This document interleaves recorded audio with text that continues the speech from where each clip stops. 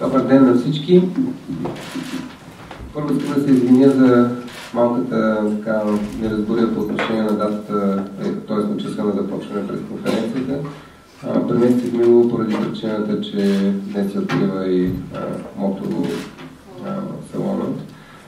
Надявам се да не сме им причини затруднения. От тук нататък ще бъдем внимателни, ще се консултираме по-внимателно за всеки събития, да не стават такива грешки. Чакам още много.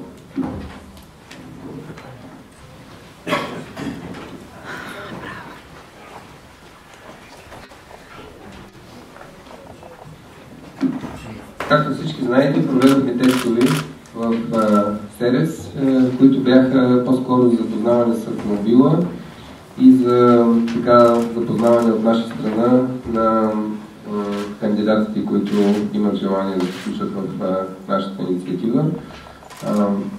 Тестовете минаха за нас много изненадващо, явиха се 10 пилота. Общо взето напуснахме бюлетин, предполагам, че се запознали.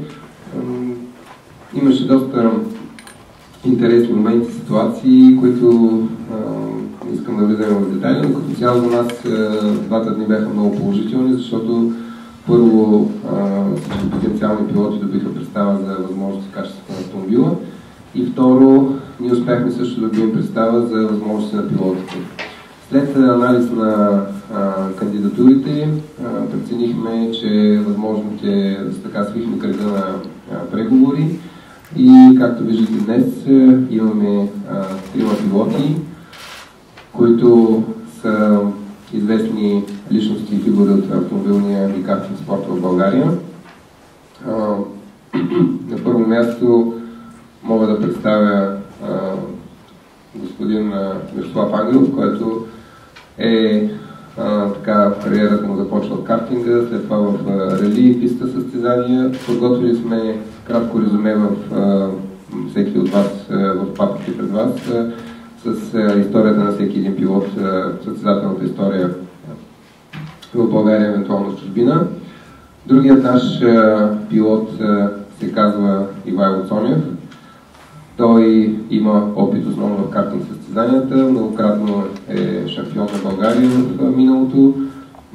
За нас това е много добра основа и както и той прояви качество по време на теста, смятаме, че достойно ще се представи в този шампионат. И на трето, но не на последно място, това е Григор Григоров, който е една от най-добрите млади надежди на България в автомобилния спорт. Сами може да видите за неговите постижения. Повечето от вас го познават през последните години. Общо взето по отношение на пилотите, това мога да кажа за момента. Искам накратко да ви запозная с това, което също сме ви представили в папките, с целите на отбора, които групираме в 2 посоки. Краткосрочни цели, участие на българския отбор и българския автомобил в европейските GT4 серии. Очакваме с тази програма да дадем шанс за популяризиране на България като туристическа дестинация. По този начин ще дадем своя дял в усилията на всички държавни и обществени организации за изграждане на образа на България като съвременна, високоинтелектуална и техническа нация. Желаем да демонстрираме високото ниво на автомобилния спорт у нас, поемайки предизвикателството да станем част от европейския пистов спорт, без да разполагаме с институционално такова съоръжение. Тук много може да се говори на тая тема, просто съвсем така кратко искам да визираме някои от най-краткосрочните цели. Следващия пункт, който сме отбелязали, дългосрочните цели, както споменахме вече на първите пресконференции, имаме цел до 3 години да участваме с нашия отбор на състезания от сериите на 24 часа на Леман. Имаме, мога да кажа, много настойчива покана и сме в преговори с Зак Спид. Предполагам, че повечето от вас знаят за този отбор в Германия. И имейл също имаме днес, категорично настояват и ни канят да участваме заедно с тях в 24 часа на Нюрбургринг тази година, който е на 15-17 май. Но смятаме, че тази дата е твърде ранна и че имаме нужда на първо място да подготвим нашите пилоти автомобилите също през сезона и евентуално на следващия етап да се включим в едно такова състезание, което е много престижно и много ангажиращо във всяко естество. Така че само ще дам пример за Нюрбургринг. 200 000 човека на откриването, половин милион души го наблюдават.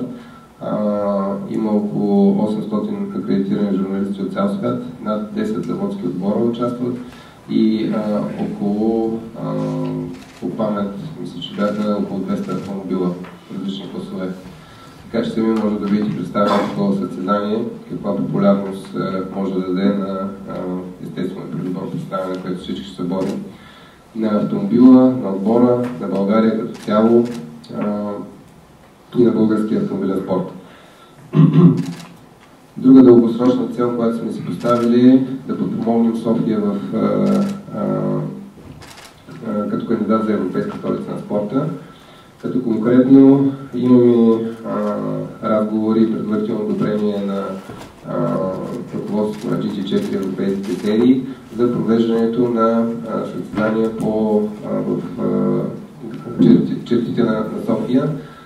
По примерът на много напоследък, предполагам, повече това знаете, че в Баку се провежда от няколко години такова състезание, като планът е 2016 да има кръг Формула 1. Всички знаем примера на Монте Карло, повечето от това са били там. Защо това нещо да не го направим в София? Като нашия така съвсем план е да започнем с провеждането на кръг от републиканския шампионат, да усъвършенстваме всички системи за сигурност съответно и примерно до година да имаме състезание, което да е от европейско ниво или международен характер и постепенно да можем да стигнем нивото на сигурност и условията, които се изискват от европейските шампионати. Веднъж развита една такава инфраструктура, която ще бъде направена в услуга на спорта, може да се използва за най-различни мероприятия по време на годината. Както знаете, в Монте Карло има също исторически състезания, има различни купи, които се провеждат като състезания, така че това нещо на първо място ще популяризира спорта в България, на второ място ще популяризира нашата столица и спорта като цяло. Друга точка, която сме визирали в нашата програма, това е рекламната политика, не на последно място, естествено. Това, което сме си поставили като цел е да запознаем българския бизнес на всички нива с възможности, които предоставяме за реална реклама на нашия европейския пазар. Да докажем реалната полза от рекламата в автомобилния спорт чрез прякото участие на българския бизнес в отбора. Искаме да изградим отношение между рекламодателите и отбора, доверие и съвместно сътрудничество във всяко едно отношение. Да изградим имиджа на отбора и пилотите на европейско ниво, не само чрез участието в състезанията и борейки се за най-добро класиране, но и участвайки в всички видове. В момента имаме покани за участване в телевизионни продукции, предавания. Знаете, всички автомобилът е нещо ново. Днеска ми пратиха лист с статиите, където има писане за нас. Имаме дори в китайски вестници и списания за автомобилите има писано за нашия автомобил. Така че искаме да използваме това нещо, за да популяризираме отбора, нашите пилоти и не на последно място София и България.